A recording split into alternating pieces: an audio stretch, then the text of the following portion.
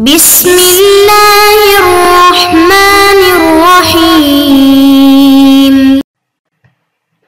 الحمدللہ رب العالمین والصلاة والسلام علی اشرف الانبیاء محمد وعلی آلہ وصحبہ اجمعین اما بعد۔ عزیز طلباء کرام، آج کی اس ویڈیو کے اندر ہم سورہ فاطر آیت نمبر 19 سے اپنا سبق شروع کریں گے۔ اللہ تعالیٰ ارشاد فرماتے ہیں، اعوذ باللہ من الشیطان الرجیم، بسم اللہ الرحمن الرحیم، وما يستوی الاعمى والبصیر، اور نہیں برابر ہو سکتا اندھا اور آنکھوں والا، ولا الظلمات ولا النور، اور نہ تاریکیاں اور نہ روشنی، ولا الظل ولا الحرور، اور نہ چھاؤں اور نہ دھوپ کی تپش، وما يستوی الاحیاء ولا الاموات، اور نہیں برابر ہو سکتے زندے اور مردے، ان اللہ یسمع من یشاء، بے شک اللہ سنواتا ہے جسے چاہے، وما انت بمسمع من فی القبور، اور آپ نہیں سنا سکتے ان کو جو قبروں میں ہیں، ان انت الا نذیر، نہیں ہے آپ مگر متنبہ کرنے والے، انا ارسلناک، بے شک ہم نے آپ کو بھیجا، بالحق، حق کے ساتھ، بشیرا و نذیرا، خوشخبری دینے والا اور متنبہ کرنے والا بنا کر، وَإِن مِّنْ أُمَّةٍ، اور نہیں ہے کوئی امت، الا مگر خلا فیہا نذیر، ضرور آیا ہے اس میں کوئی متنبہ کرنے والا، وَإِن يُكَذِّبُوكَ، اور اگر وہ جھٹلاتے ہیں آپ کو، فَقَدْ كَذَّبَ الَّذِينَ مِن قَبْلِهِمْ، تو یقیناً جھٹلایا ان لوگوں کو جو ان سے پہلے تھے، جاءتهم رسولهم، آئے ان کے پاس ان کے رسول، بالبینات، کھلی نشانیاں لے کر، وبالزبر، اور صحیفے لے کر، وبالکتاب المنیر، اور روشن ہدایت دینے والی کتاب لے کر، ثم اخذت الذین کفروا، پھر پکڑ لیا میں نے ان لوگوں کو جنہوں نے بات کو نہیں مانا، کفر اختیار کیا، فکیف کان نکیر، تو دیکھ لو کیسی سخت تھی میری سزا۔ آج کی اس ویڈیو کے اندر ان آیات کی بابت جلالین کی جو عبارت ہے اس کو پڑھتے ہیں۔ دیکھیے، وما یستوی الاعمى والبصیر، اور نہیں برابر ہو سکتے اندھا اور دیکھنے والا۔ یہاں پر صاحب جلالین نے آگے وضاحت کی ہے کہ اندھے سے مراد الکافر، دیکھنے والے سے مراد المؤمن، کہ کافر اور ایمان والے برابر نہیں ہو سکتے۔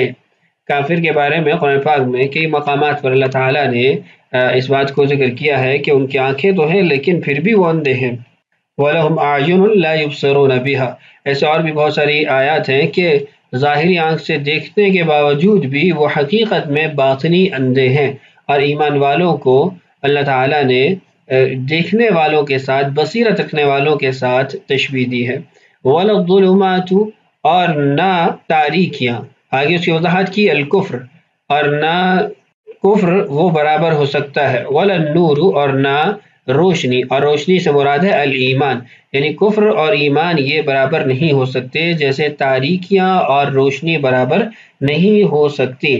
یہاں پر آپ غور کریں، الظلمات یہ جمع کا صیغہ ہے اور النور یہ مفرد صیغہ ہے، تو اس کی وجہ یہ ہے کہ کفر متعدد انواع اور اقسام کا ہوتا ہے، جبکہ ایمان وہ مفرد ہے، ایک ہی ہے، تو اس لیے اس کے لیے کلمہ نور استعمال ہوا مفرد، اور کفر اپنے متعدد اقسام، متنوع انواع کی وجہ سے کیونکہ زیادہ ہے تو اس لیے اس کے لیے جمع کا صیغہ استعمال کیا گیا۔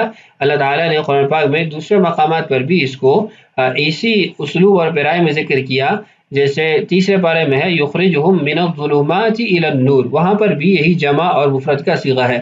ایسے ہی کتاب انزل الیک لتخرج الناس من الظلمات الی النور، تو اللہ تعالیٰ نے کفر کو ظلمات سے، تاریکیوں سے جمع کے صیغے کے ساتھ ذکر کیا، جبکہ ایمان کو مفرد کے صیغے یعنی النور کے کلمہ سے ذکر کیا۔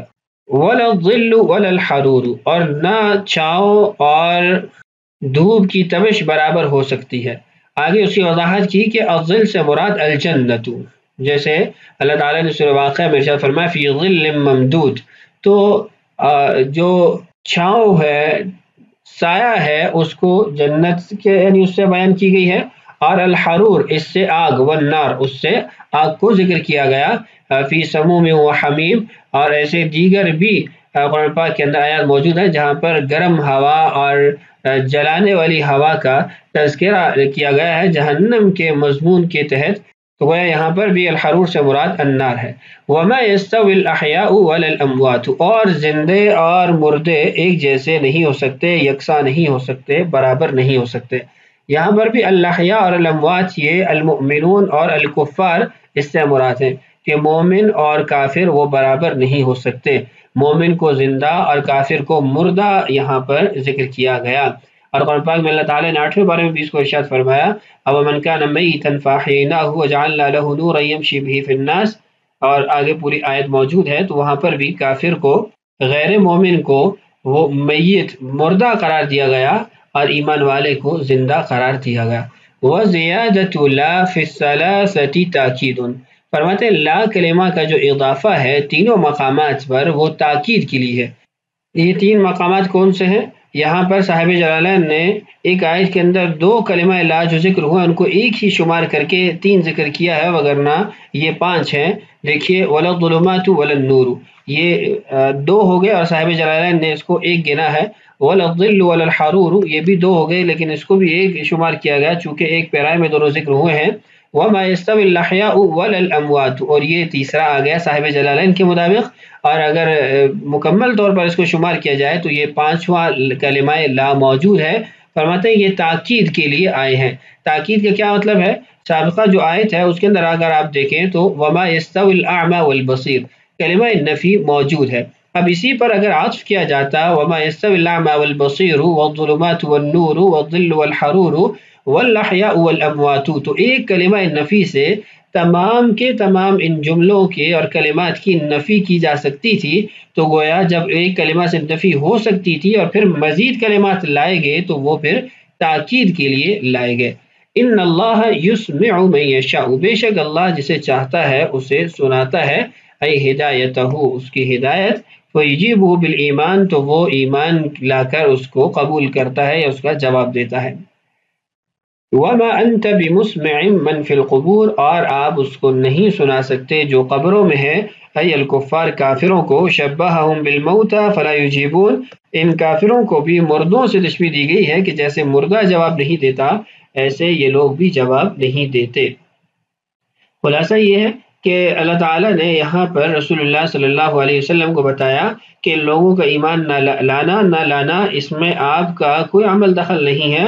آپ کی دعوت کے بعد اگر وہ ایمان نہیں لاتے تو آپ کی دعوت کی کمی نہیں ہے، بلکہ حقیقت میں ان لوگوں میں کمی ہے کہ وہ لوگ مردوں کی طرح ہیں، جیسے مردے کو بات کی جائے وہ جواب نہیں دیتا ایسے یہ لوگ بھی جواب نہیں دیتے۔